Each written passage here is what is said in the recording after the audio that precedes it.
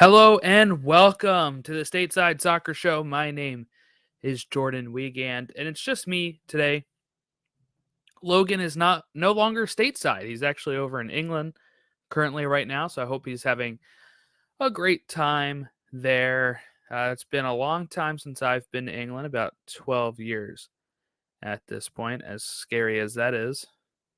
Time's flying for me, but we're here and we're going to be talking the international break. We had two USA friendlies that took place over the course of the last week as we prepare for Friday's start to the U.S. next campaign of the Nations League in CONCACAF. They won the CONCACAF Nations League a year ago today from when I'm recording this. So just great memories of that game. I've been flooding the timeline, flooding my time hop, all that good stuff. So we are very excited to get back underway for the Nations League. I am, for one. I've been watching a bunch of the UEFA Nations League, and it's so much more fun than just friendlies. Friendlies are a good test. We'll talk about the tests that the USA faced over the course of the last week, but it is just so much more fun to watch meaningful games. Well, especially for UEFA, who UEFA League A is just lots of great games. Croatia, France, rematch of the 2018 FIFA World Cup was today. Finished 1-1. Over the weekend, we had Italy, Germany. That's another great matchup. It was the Nations League is a great concept. I do enjoy both CONCACAF and UEFA's Nations League. So here's how the show is going to go today. It's probably going to be a little shorter. We don't have that many games to talk about. We have two USA friendlies. We have one MLS game. And then we'll probably just kind of preview the Nations League games coming up. But with how easy of a group the USA has, I'm not sure how much in depth I can go about the Nations League. I feel like we all kind of expect them to win against Grenada. And I think we all kind of expect them to beat El Salvador. We'll see. They should. But that's where we are. Group D. Also, what took place this weekend that affects the USA was on Sunday, we had the World Cup qualifier playoff match in UEFA against Wales and Ukraine. A lot of people rooting for the Ukraine. We have, we're pro-Ukraine here. We've been, pro-Ukraine for their struggles with Russia and the Russia invasion in their country right now. And they were going up against Wales. Gareth Bale's Wales, that has not qualified for a World Cup since 1958, I think it was. In the 50s. That's a long time ago. But part of me was a little selfishly hoping for Wales to win this game. And I say that because as much as I adore the Ukraine story, they have been in a World Cup more recently. Also, not sure I want to go up against Ukraine game one of a World Cup when the whole world, except for Russia, is backing the Ukraine. And any sort of casual fan turning on the game against USA is going to be pulling for the Ukraine. And sometimes that pressure can kind of get to you. Hopefully it wouldn't affect the players, but it's what all the story would be about. Now it's just going to be USA versus Wales. And I think Wales is a beatable team. Definitely a beatable team. They didn't look great.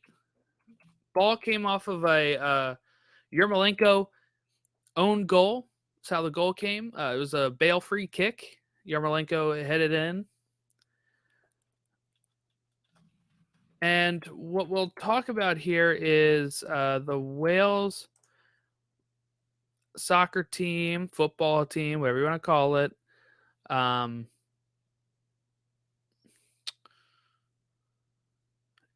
they've been in the last few Euros, of course, 2016 and 2020. Yeah. So that's what we have going for us right now.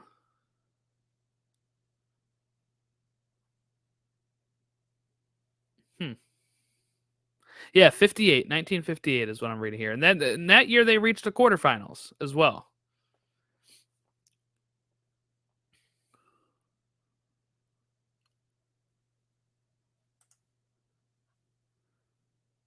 And it was their only World Cup they've made it to.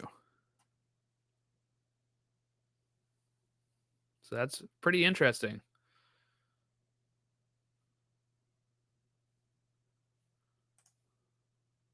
If I have that right. Yeah.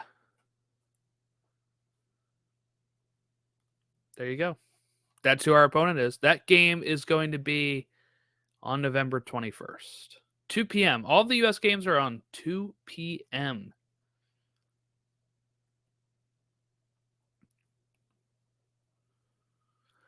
So we're going to get Wales and Gareth Bale out of the way first. Then we'll face England, another UK country. We'll be facing them on the 25th, Black Friday. And then we'll face Iran last. It's a beatable group. It's something that we should be able to qualify from. The Morocco game actually kind of filled me with a little bit more confidence on that. Sometimes I feel like we play down to the opponent. When people say, why do we struggle away from home? Or why are we struggling with some of these CONCACAF teams? Sometimes we just play down to the opponent. I think we just play at their level. So Morocco is a team that had not lost in a while. I think they hadn't lost multi-goal game in a long time. And USA went out there and beat them 3-0. So we'll transition into talking about that game now. Brendan Aronson in the 26th minute, Timothy Weah in the 32nd minute, and then Haji Wright getting a penalty in the 64th is how that game went for the USA. And it was, the first half was better. The first half was great, I thought. And I just enjoyed watching that match specifically. Yeah, I think overall, Morocco was a good test. That's what I'll say. I'll say overall, Morocco is a good test. They're a team that I feel, they've had World Cup experience. It's a team we don't play a lot. It's a team that, well, again, and here's the thing too. How much is that we're playing at home? Right? Not leaving our comfort zone. That is a question that I wonder when we will kind of finally get a chance to see the pressure on this team a little bit more when it comes to playing some of these bigger games. We won't really probably get that until Qatar, because we mostly play games here in the US for friendlies, right? Because those other federations want to come over here and make money off of the fans. The US fans here, or the fans from other countries that live here, or other, that have heritage through those countries that have lived here. So that, like Mexico plays all their friendlies here in the USA because they have a lot of fans here, and they get probably a lot more money. So that's something too. So that's why some of these countries want to come over here and play. So my point being, I would love to see this team do a little bit more. I think we have some European-based friendlies, and we'll be playing Asian teams in September. Thought that's what I read. We don't know who we'll be playing against yet. But if that's the case, that's great. Playing in another country, more like neutral, especially as we get closer to the World Cup, that would be a great test. This was a great test because I think Morocco's a good team. A lot of their starters were from a World Cup team. They have been really good. They hadn't lost, like I said, multi-goal game by multi-goals in a while, and we did all of that. 3-0, boom. Scally was kind of called for a pretty weak penalty that hits the bar or the post, so kept a clean sheet, which is great. I thought Matt Turner was great. Possession stats, USA had 52-47 for Morocco with some decimals in there as well. Morocco had 22 shots. Didn't feel that way, though. And the U.S. had 11. But shots on goal, 10-8 for the USA. So that's probably why it felt a little bit more controlling for us. USA had more passes, 479-421. We edged it out on passing accuracy. We had more corners. We had less crosses. Nobody had enough offsides. And we had 2 yellow cards to their 4. This was at TQL Stadium. Attendance of 24,000, but apparently not everybody showed up. Christian Pulisic called out the fans on this. And I'm fine with that. I don't have a problem with that. I think, of course, the players want to play in front of fans, and they want to play in front of packed houses. It's not a unique thing to even just soccer or just the U.S. men's national team. It's any sport. I also don't think he meant anything by saying Americans. He just meant American supporters. I think that's about it. I don't think there's anything we have to really entertain with that. But my point is, I get where he's coming from. I get his frustration. I get why he would say that. And there was just wild takes on this from everyone, right? There's people that were at the game that were like, hey, I spent like all day making a TIFO. I wouldn't have done that if I didn't want to be here. But again, Pulisic thanked the fans that did show up, and he was really calling out the people that didn't. And I think that's fine. I think that's fair. Prices were high, of course. But it is just a friendly. There's not many of these games throughout the year. If a ticket's $50, $60, I think that's fine. I could pay that once a year, once every other year. Maybe. I haven't been to a US game in a long time, and I'm really trying to hope they come back around. They're always right now in Ohio. That's another thing people have brought up to why they didn't show up. Right? They just had somebody asked a good question. I just got to see them play a meaningful Mexico game in World Cup qualifying. Why would I then just go to a random friendly on a weeknight? And that's a good question. I would go because it's fun. I want to see the U.S. team. I haven't seen this young U.S. team. I'm really trying to think of the last time I got a chance to see a U.S. team. It was probably 2014, 2015, somewhere around there. I know I went to like a 2012 friendly at FedEx against Brazil. I went to like the 2011 and 2013 Gold Cups. They had some games at Baltimore, I think. But I haven't really, they haven't really played a lot of friendlies around us lately. I'm on the East Coast. I know there's a lot of people on the East Coast hoping they come back at some point, but I'm hoping. Even a Nations League game. I really want to go to like a Nations League game, even if it's somebody against like Grenada or El Salvador. I actually did see an El Salvador game. I don't think we played them though, but they were in the same stadium because that was back when the Gold Cup, if they still do this, I don't know. Gold Cup used to have, when they played in Baltimore, they had 2 games back to back in the same stadium. And I believe it was El Salvador was the game after us. Because there's a lot of El Salvador fans there, man. A lot. That may have been when I went to Washington for it.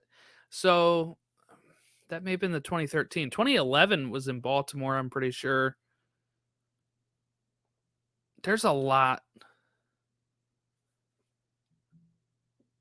of great games that I hope come back over here at some point.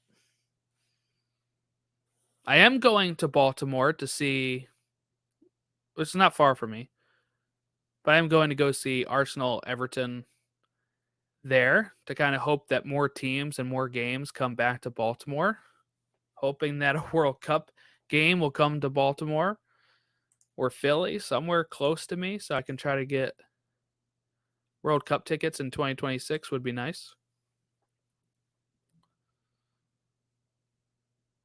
Apparently, instead of Brendan Aronson starting, it was going to be Mihalovic until he got injured. So it's kind of where we're at with that. Zimmerman started. Cameron Carter-Vickers came in at halftime. Scally came in at halftime for Robinson. And Haji Wright came in halftime for Fiera. Tillman came in for Pulisic in the 65th. Luca Della Torre coming in the 66th for Tyler Adams. And Weston McKennie came in for Brendan Aronson in the 72nd minute. So those are your players that played the game.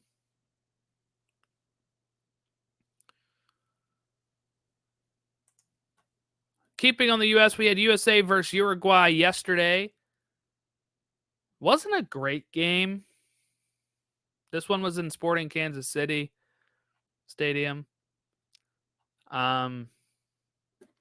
USA actually edged possession, 53-46. Shots were close, 12-9, Uruguay. Shots on goal, 4-3. Uruguay led that. Total passes, USA edged that out, 455-384. We had better passing accuracy. We had the same amount of corners with 4. Uruguay had more crosses, 14-9. And they had one yellow card, and that came late. The first yellow card was... doesn't even show it on here. Oh, 82nd minute. Yeah, so it came late. McKennie was starting. Paul Arriola came in the 46th minute. Brendan Aronson came in the 46th for Tim Weah. Eric Palmer Brown came in for Aaron Long in the 46th minute. Haji Wright came in for Jesus Ferreira in the 61st minute. He only got like 5 or 6 touches by the end of the game. And Anthony Robinson came in for Yedlin. And Della Torre came in for Musa. I don't know. I guess I can kind of give my thoughts on whose stock fell during this. Jesus Ferreira stock had to have fallen. He had some great chances, especially in the Uruguay game. He couldn't put away. Now, this wasn't Uruguay's A team, I would say, by any stretch. They did bring on some big guns like Edison Cavani. They bring him on in the 61st minute. Valverde came in the 61st minute. Diego Rossi came in the 67th minute. I mean, they had some firepower that came in off the bench. This is a team that just beat Mexico 3-0 in a friendly as well. So I'll take the imaginary point. I'll take the draw. But there's a few times where it wasn't going to be a draw and Uruguay just kind of fluffed their chances. So I do think Ferreira's stock went down for not scoring. Probably Eric Palmer Brown's probably went down a little bit. Scally, I think a lot of people have been kind of saying Scally's did. And I wouldn't say like his stock fell down or chances fell down. I think his chances for maybe the World Cup fell down, but I do think that he's going to be okay. He's going to be fine. He's young. We got another one of these in 4 years that'll be on home soil where he can be a real lock, maybe, on the team. We got a lot of options. The worst part is still not knowing who the number 9 is, who's going to score goals for this team. That is the most frustrating part about watching this team.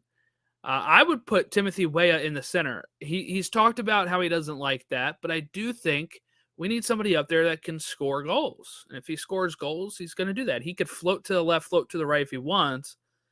But I think it wouldn't be like people might call it a false nine. It's not going to be as much as a false nine as if you put like Pulisic up front or Jesus Freire up front, I guess. Timothy Weah can put the ball in the back of the net, and he can do it at this level. I would probably put him the starting striker. If I'm Berhalter, I'd probably tell him, I know this is not what you want, but this is what we need right now.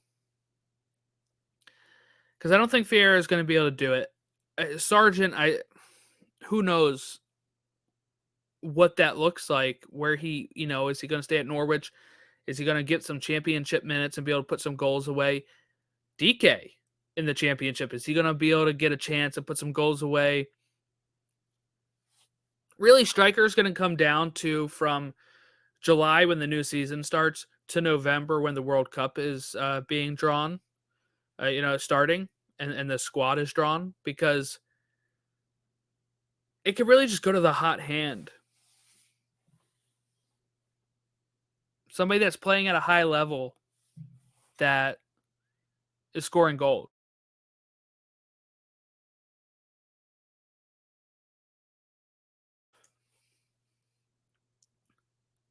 So, big question still, number 9. Pepe, Augsburg, right? So, it really is tough. I don't really know what the answer is. I'm glad it's not my job to find the answer. I can talk about this stuff, right? We can all talk about it. We can post on Twitter. We can have our Twitter spaces and our podcasts and talk about this stuff. But at the end of the day, I am glad I'm not making any decisions in this, because how many times on this show have we been like, oh, it looks like DK's in great form. He's going to go overseas and do good. He gets hurt. All right, how about Pepe? He's been on fire. Where he comes into the national team, he scores some goals, he goes over to Augsburg and can't do it, right? And I'm not saying he can't reach that level. What I'm saying is can't do it is can't put the ball in the back of the net. He's not getting a lot of chances. He's playing for a team that's not very good. Not anything against Pepe or his level. I think he can get there. He's still super young, but now I'm like, right now I'm writing whatever striker we take in pencil. And I'm just waiting for one of them to leap up and say, I want this job. And I'm going to prove that by my gameplay. I don't think Brandon Vasquez is the answer. I don't think any of the, what I would say, like, player of the month is the answer. It's going to be somebody that's been associated with the team before that's going to be able to come in and score goals. But none of our players are doing that right now. I'd go Weah. Some people have offered Gio Reyna at the 9. I don't want that. Unless if you can show me it. If you can show me it and I can get on board with it, fine. Yeah, cool. But right now I'm thinking I want his creativity more in the midfield than just trying to get balls in the back of the net. I think Weah can do that. We might even be a team that has no actual big number 9, and we're just going to try to score from our wingers. But you need somebody up there that can just tap one in. And not a lot of these players have shown that club level recently or have shown it on the national stage when called in.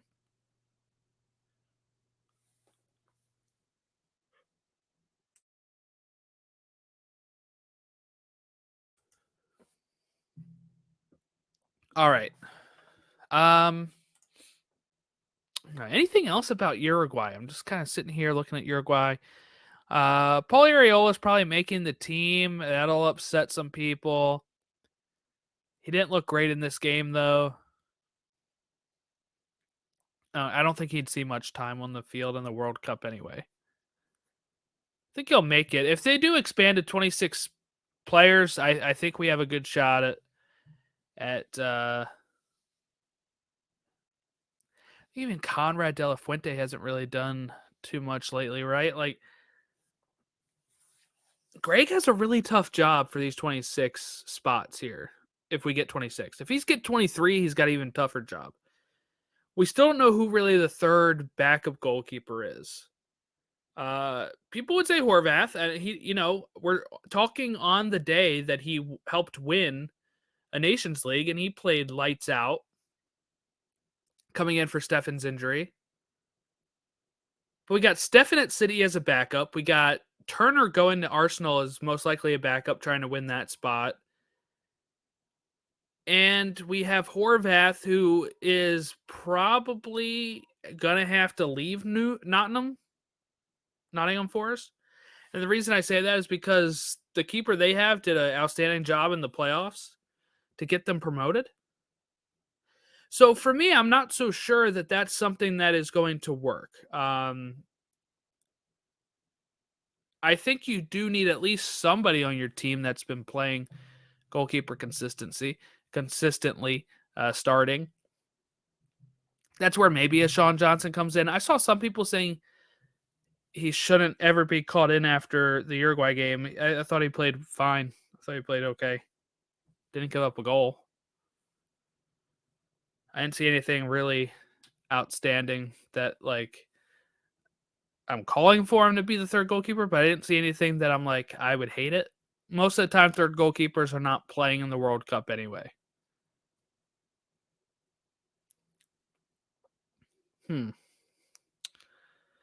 So those are two question marks, really.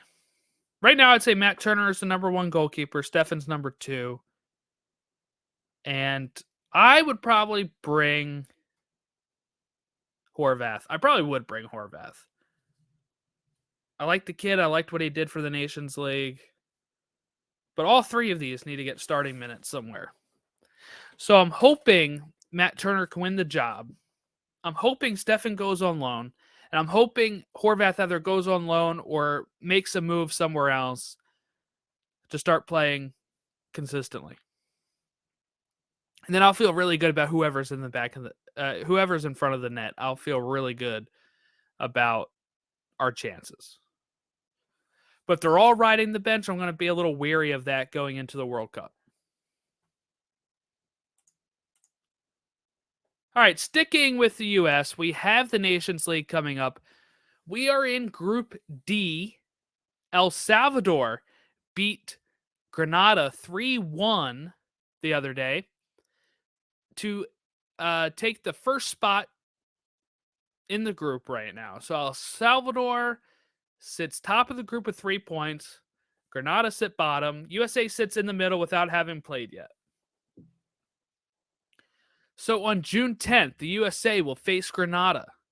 This game's going to be on ESPN.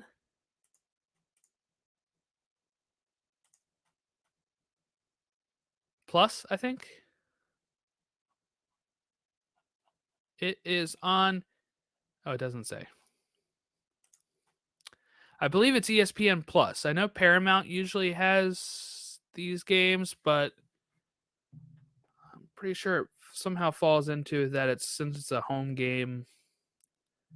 That game is in Austin, I believe.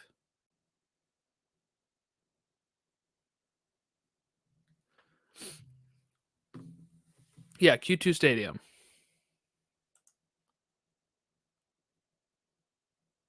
So I'm excited for that game.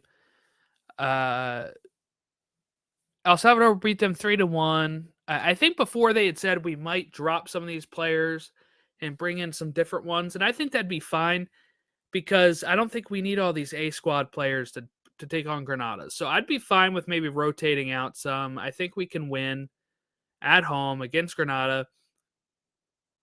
With Austin fans there, I think we'll be fine. And then, oh boy, when we play the next one, we play June 14th against El Salvador. That's next Tuesday, so we'll kind of look ahead to that next week. That's why I'm saying this episode's mostly just me kind of rambling about my thoughts on the squad because there isn't much to talk about when we're talking about actual results right now. 2 friendlies, looking ahead to Granada, and then moving on to this Vancouver RSL game where Vancouver wins 2-1, a last-minute penalty by Gold to take the win for Vancouver. Salt Lake ends up with a loss. Vancouver has been doing a lot better now. They were near the bottom of the West. They now sit 10th, with SKC now at the bottom of the West and second to last for Wooden Spoon. Chicago with 11 points, SKC with 13. And let's not forget SKC has played 15 games. But Vancouver, after 14 games, sit 10th with 17 points. That's 1 point shy of a playoff spot as it currently sits. They don't have any sort of game in hand, really. RSL has played 15 games. They have 25 points. They sit third after that loss. Their goal differentials have -1. That is the only negative goal differential in the West in the top half of the table. The next negative goal differential is 9th place Colorado with a -1 goal differential. And then the rest of the teams from 9th place down have negative goal differentials. So pretty outstanding for RSL to be that high with a -1 goal differential. They've only scored 18. They've given up 19.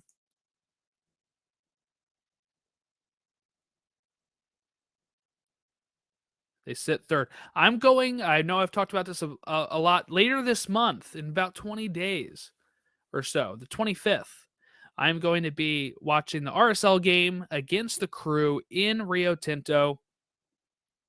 If you're going to the game or if you have any tips about what to do in Salt Lake or even what to do before a game there, I know somebody hit me up saying to tailgate on Twitter. But if you have any suggestions, reach out to us via email or Twitter, Facebook, whatever. And let me know if you're in the area and what you usually do at Rio Tinto before a game. I probably want to get some sort of merchandise. Does the shop have anything with like the stadium name or the, I want to get something while I'm there that shows that I went. I've been doing that with my baseball trips. I've been collecting magnets of the stadiums. So if they have anything like that, let me know. If they don't, I'll find something to get there. But looking forward to that. Just bought my tickets. I'm going to be sitting like midfield. So I'm going to have really nice seats for that, which should be a good game, hopefully. But that's the only MLS game that's happened. So what do we have coming up? Let's go ahead and hit that jingle. It's time for the Match of the Week preview. The Match of the Week preview is where we talk about a game that you should be watching as we preview all of the upcoming games for the week. Friday, as we mentioned, USA Granada. Saturday, we have Charlotte versus New York and Nashville versus San Jose. Charlotte, New York is on ABC. Nashville, San Jose is on Unimas, TUDN, and Twitter. Charlotte versus New York is at 3 p.m. at Bank of America Stadium, while Nashville's at 8 o'clock hosting San Jose. Then on Sunday, we have SKC versus the New England Revs on ABC, and I'm sure when they booked this originally, they were like, what a matchup. But right now, with the Revs sitting 11th in the East and SKC sitting 14th in the West, they're probably thinking, what, this matchup? Why did we choose this one? No shade intended there. I'm just saying, like, TV rating wise, they're probably kicking themselves now. And this is what's weird too, is like we'll get these like national games. We have 3 national games this week, and they're the only 3 games. And sometimes we'll have like 20 games on a Saturday, and only one of them will be nationally broadcast. It's just strange how this all works out. My game of the week is Charlotte versus New York because we didn't even get to this yet. But Charlotte move on from their manager. This happened, I think, the day after we had recorded the last episode. Yeah, we recorded on Monday during the holiday. And I think this broke on Tuesday. But Miguel Angel Ramirez, the inspiration behind our merch line, we are fooked. When he said we are screwed. And then they have Christian Fuchs. So we are fooked. He got real fooked. He got fired.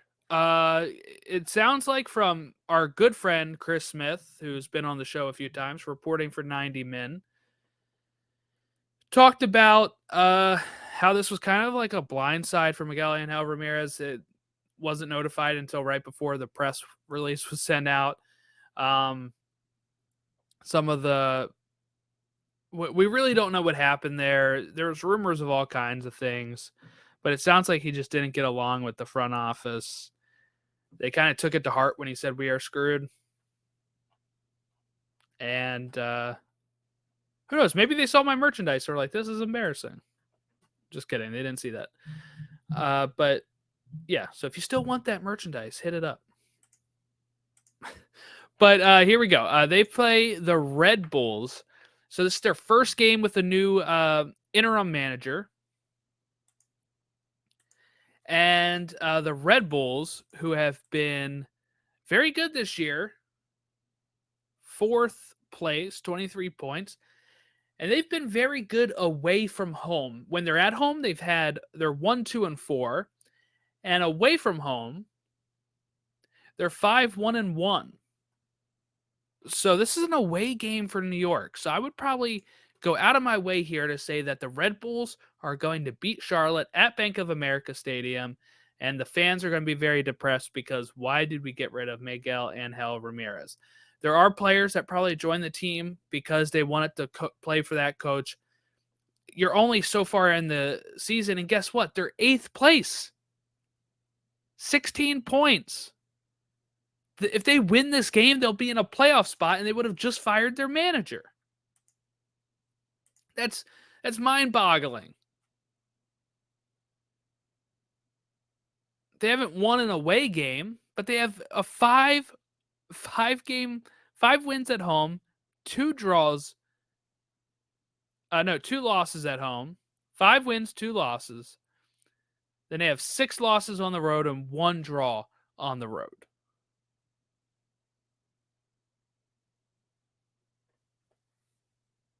So unfortunately for Charlotte fans, I feel for you. I put out a tweet, replied, I think, to Charlotte's tweet on our profile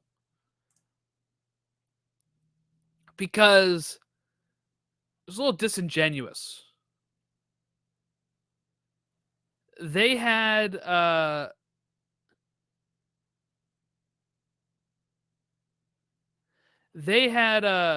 set out this press release, or they did a press conference, and it was awful. So let me take a look and see if I can locate.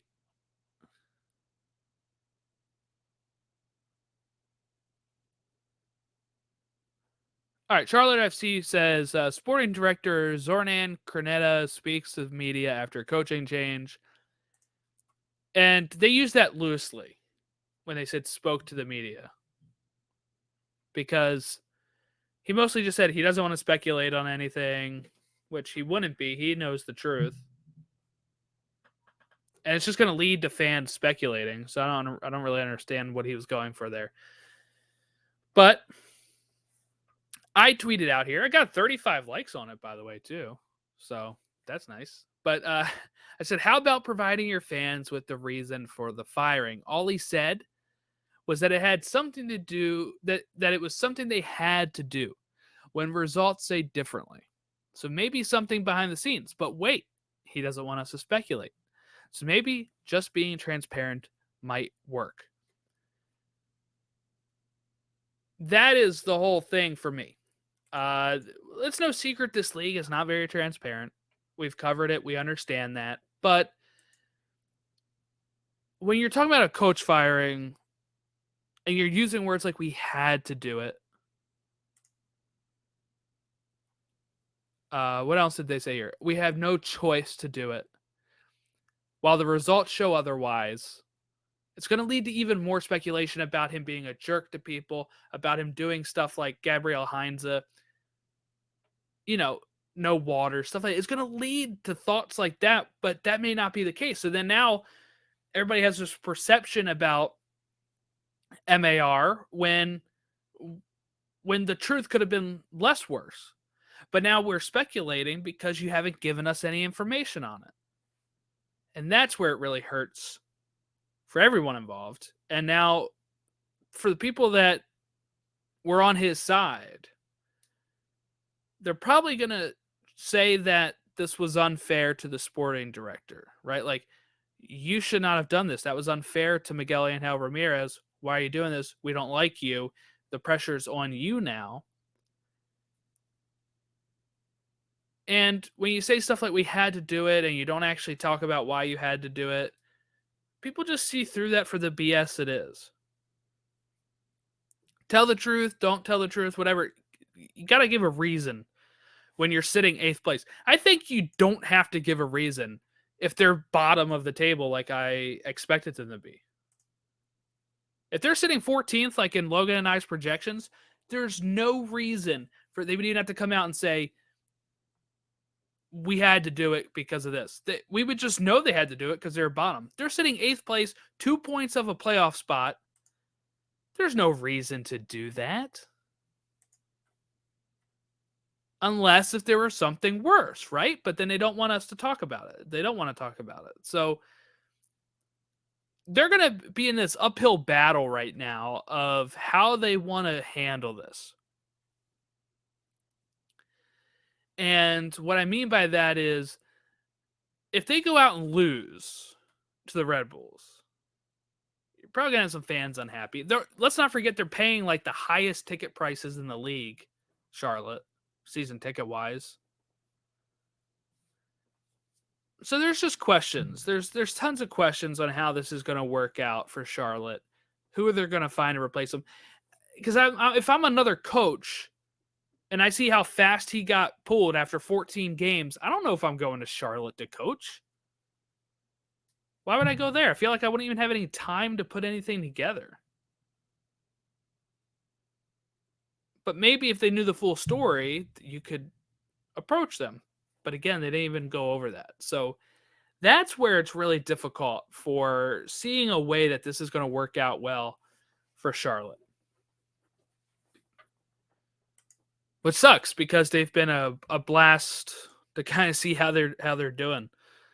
Start off the season, first season, sitting 8th. Just they're above Columbus, they're above Atlanta, they're above the Revs, they're above Toronto, and they're above DC and Chicago. All very established clubs. And a win leapfrogs them over Miami. So there's no reason to not just tell us why you had to do it. Because the fans are looking at this saying, doesn't look like you'd had to do it. We're doing well.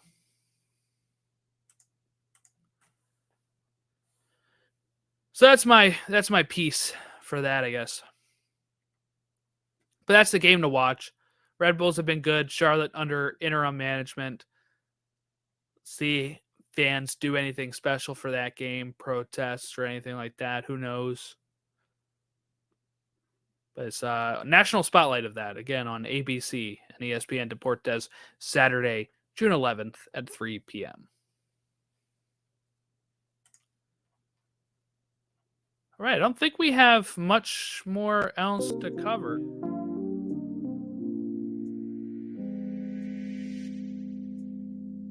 So So as much as I said it's going to be short, I actually kind of rambled on long enough for it to be kind of like a normal length.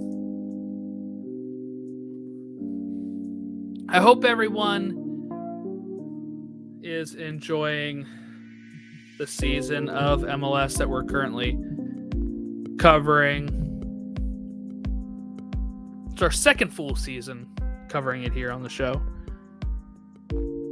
I hope everyone's enjoying the U.S. men's national team coverage. Our plans for that is going to continue to grow as we get closer to the World Cup, as we're going to be doing group previews for the World Cup as we get closer to it. We'll probably do a World Cup bracket, which will be a lot of fun, so you're going to want to stick around for that. And we are going to probably be doing recaps after every U.S. game. Probably not live. I can't take off work. It's the busy season for my work, so I'll probably be recording stuff later that night or whatever. But we're going to talk World Cup for sure when we get to it. So we're looking forward to covering more international stuff. International soccer is much more exciting for me than club soccer, right? You can't build a team. Can't go out and buy pieces. You have to work with what your country gives you. So I think that's very interesting way. And this U.S. team is so much fun right now. So really looking forward to covering more of that as we go. If you want to give us any thoughts on the U.S. men's national team or what I should do in Rio Tinto, you can follow us on Twitter and reach out to us at Stateside Show, Instagram at Stateside Show, Facebook.com/Stateside Show, or email us statesideShow@gmail.com. And that's it. Have a great rest of your week. We'll start next week talking about these one Nation League game. We'll talk about the 3 MLS games, and we'll look ahead to the next Nations League game and start looking forward to some more MLS action for Saturday, June 18th. So, got a lot coming up here. Hope everyone enjoys it. We'll see you all next time.